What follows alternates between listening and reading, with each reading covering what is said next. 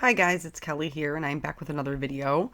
This is another Simon Says STAMPtember exclusive. This one is in conjunction with Concord 9th, and this is like the sweetest little monster I ever saw. So they have this big, enormous balloon in the set, which I think is adorable, and I knew I definitely wanted to use it. Then there's also like a frame for all of the little sentiments, except I'm going to use it to make a sign.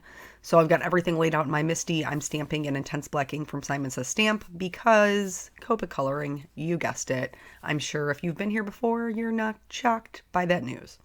So I'm going to stamp this out. I actually ended up stamping everything twice just because it had been the first time that I had used the stamp. Once I had everything stamped out, here's one of the things that I really love about this set. So in this set, they have the cute little monster, which you can just have standing there, like just chilling by himself. Or they have like a little hand that's waving or a little hand that's like clasping. I'm using the little hand that's clasping because I have this bunch of balloons that I'm going to have him holding. But it lets you pick. So it's like customizable, which I think is super cool.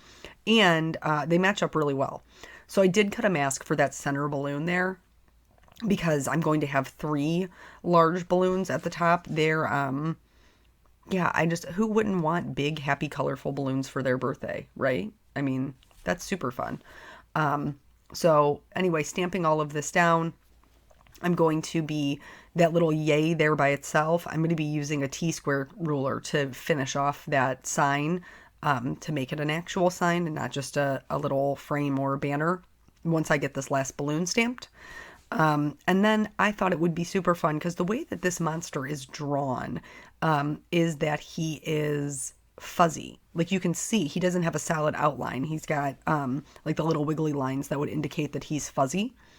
So I'm going to remove this balloon mask and then we're going to get right into the Copic coloring. And I've thought that it would be fun to talk about like different textures. I've got a couple of different ones going on in this card. So here's me with this T-square ruler that we talked about, just finishing off creating this sign. It isn't anything particularly fancy, but it's going to get the job done. I made it wood grain, though you don't have to. I just thought, a little wooden sign, and a little yay, happy birthday, yay. That sounds like something I would text one of my friends. But anyway, speaking of fuzzy things. So, I have a video coming up in which we're going to talk about, my son has asked if he could have a pet. And at first he asked for a rabbit, and then he asked for a guinea pig.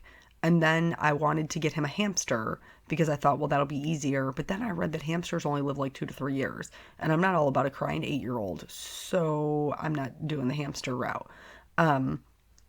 But I tried to talk him into fish.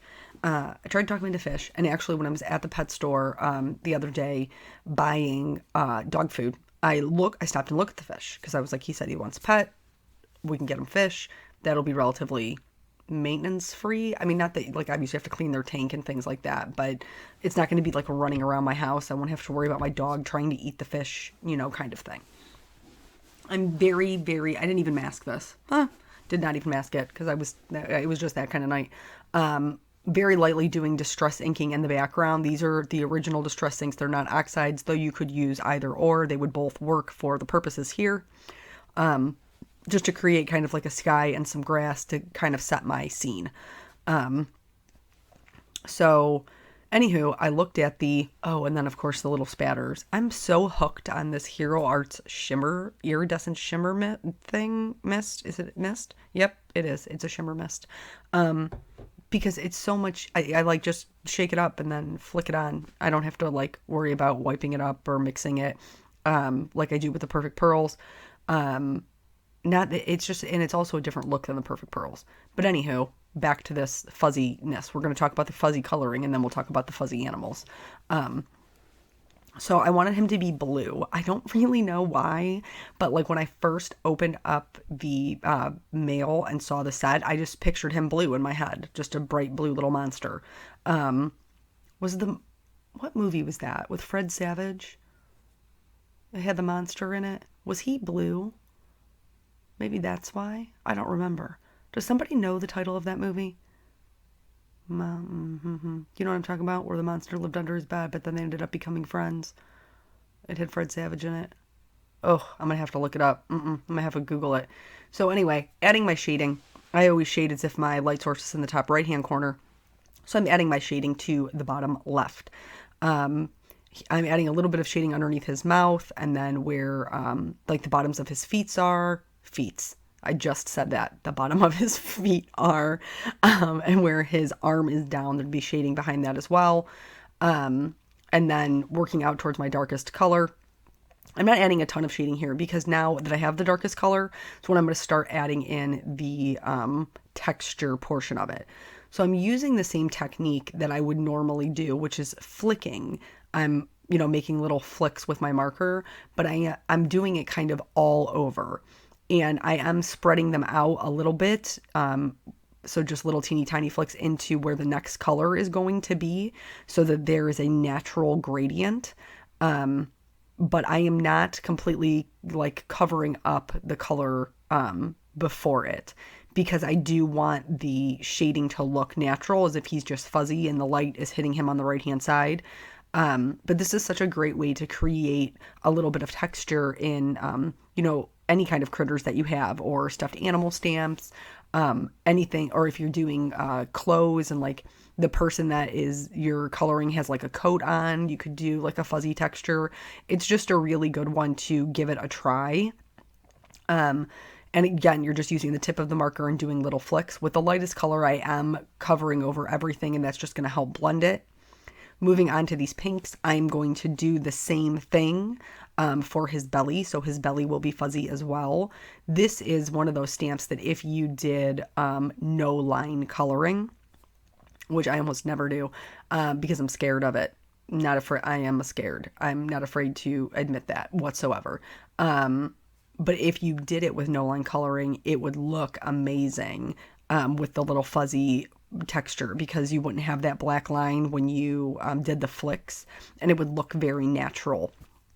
So doing the same thing with the pink section, not his horn so much, but his pink little belly, making that fuzzy the same way that I did with the blue. So onto the fuzzy creatures. So rabbit, guinea pig. I tried for the hamsters. Hamsters is a no-go. I looked at the fish. That's where we were. So I looked at the fish, and I noticed that this particular pet store, and I don't know a lot about fish, okay? I'm woefully ignorant about fish, but the only pretty fish that they really had were the betta fish. Those were the only ones that were super pretty, and bettas are notoriously aggressive. So I'm pretty sure, if I remember correctly, you can't have any other fish in a tank with a betta. But if you do, it has to be like 2 males or a male and a female. You can't put 2 females together, or they'll kill each other. Basically, that's the gist of it. Is they're fighting fish, and they don't like the other fishes. They don't. You can't sit with them at the lunch table, apparently. So did some grass here, just put in a couple of little shadows where my sign is and where my monster is, and then I'm going to do the wood grain. This was so I did it the way I normally do it. I filled everything in with the lightest color, which is going to be an E53, and then started putting the wood grain on top. And this is how I would normally do any other sign, but I think because of the font. So the font is like a very old school typing font, which is super cute. But putting the wood grain on top of it made it a little bit difficult to read. If I had to do this all over again, I would not have carried the wood grain through the sentiment. I would have really more added it just on the edges to give the illusion of the wood grain. I would not have gone over it completely. So anywho, funny story about pets when I was a kid. So when I was a child, we had multiple pets. My parents were definitely pets people. My mother would just find dogs on the street and bring them home. Before I was born, my parents actually owned 5 dogs at one time because my mother just kept bringing them into the house. But anyway, so when we were younger, we talked her into getting us a puppy, and his name was Pepper. Pepper was a lab. He was all black lab. He was super cute. And we got him from a puppy, but Pepper was a chewer. Just everything. The carpet, like where the tile met the carpet, he chewed the carpet. He chewed just chairs, just everything up in the house. He ended up being an outdoor dog for a while, and then when he was like outside by the tree, and then he ate the bark off the tree. So anyway, he ended up going to a farm where I'm sure he was much happier. But we had Pepper, the lab. We had guinea pig. The guinea pig's name was Baby because we were real creative as kids. And then we had two birds. We had two little parakeets. Mine was Green Pea. He was a green bird. And then we had a blue bird. That was my sister's bird, but I don't remember that bird's name. You'll find out here in a minute why. So my parents always bowled when we were growing up, and they would take us with them bowling. And so one night they went bowling. We come home, and the bird cage is completely turned over. The guinea pig cage is like the top of it is askew. There's no birds. There's no guinea pigs. The house is tore up, and Pepper's just laying there chilling. So you can see when I started coloring my balloon up there, my RVO2 was almost completely dry. I had to refill it. Keep that in mind when you're doing something like this where you're covering a large area. You want a marker that is super filled. So anyway, Pepper's just like, whatever. There's no other animals in the house to be found. So they start like cleaning up. We end up finding my bird, the sole survivor, Green Pea, on top of the china cabinet. Okay, he's perched up there. Pepper can't get him. He ends up going back into his cage. Of the blue bird, all we can find is feathers. So pretty sure the dog ate that bird, which was my sister, like I said, my sister Kim's bird. That bird did not make it. R.I.P. bird. I don't remember your name. And then the guinea pig is gone. The guinea pig is just gone, and we're not really sure. Well, like, did he eat the guinea pig? Like, we can't find it anywhere, so the assumption is that he ate the guinea pig. And like 2 weeks goes by, and during these 2 weeks, the dog keeps hanging out by the china cabinet, and we cannot figure out why. Side note, card. I had a really hard time blending out those pinks. Pinks are very difficult to blend. Just keep going over it until you get something that you're happy with. Don't give up on it. For transparent objects, which is my balloons are, you want to go like, so I continued the line of the balloon with the yellow and then covered over that, because if one balloon was behind another, you would still see some of the color. Not all of it. We wouldn't have that bold black line, but you would have some of the color. And so that's what's going to help make it look transparent. On the left-hand side for this one, I'm leaving that little highlight. I left it on the right-hand side for the other one, and the one on the right, I will also leave the highlight on the right. Add most of your shading to the bottom of your balloon. That's where it's gathered. That's where it'll be the darkest. Back to Pepper the dog. So he is hanging out by this china cabinet, and my parents cannot figure out why. He keeps continually going back there, whatever. And then finally, china cabinets are extremely heavy. So finally they decide to move it, and there is the guinea pig. The guinea pig was behind the china cabinet, and his hair is completely slicked down. So apparently he hid behind, like, when the mass murdering went on, he hid behind the china cabinet, and the dog could not get him completely, but could get him enough just to lick him. So for 2 weeks, this poor guinea pig is back behind this china cabinet, pretty much starving to death, pooping all over the place, and just continuously being licked by this dog. Just slicked his hair down completely. And guinea pigs are only supposed to live, like, I think 5 to 7 years. That guinea pig lived forever, even after the minor heart attack of almost being eaten by the massive Labrador. So, I mean, he had some fortitude. Good for him. So anyway, I don't know how Molly, my dog, will handle having a guinea pig. I'm pretty much ixnayed the rabbit at this point, I think, because she chases rabbits in the backyard. How am I going to bring a rabbit into this house and be like, don't eat this one? I mean, yeah, so I'm pretty sure it's going to have to be a guinea pig, and we'll just have to, like, slowly socialize them. I also thought, honestly, I thought about getting another dog.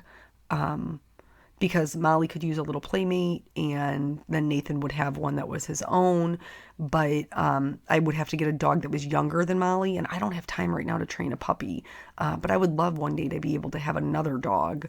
So yeah, that's that. That's that on the pet front. I got a little sloppy with my balloon coloring. And so I'm going back in with a colorless blender. I'm also going to go back in and really just kind of bulk up those highlights.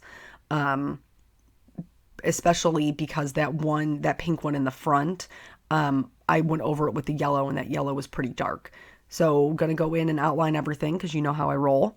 And then I did add, which I don't think I caught on camera, his little fangs I colored in with a white gel pen, putting the glitter on all the balloons. And so we have a couple, so we got the grass texture, the fuzzy monster texture, the smooth texture of the balloons, and then the wood grain. So we got a lot going on here.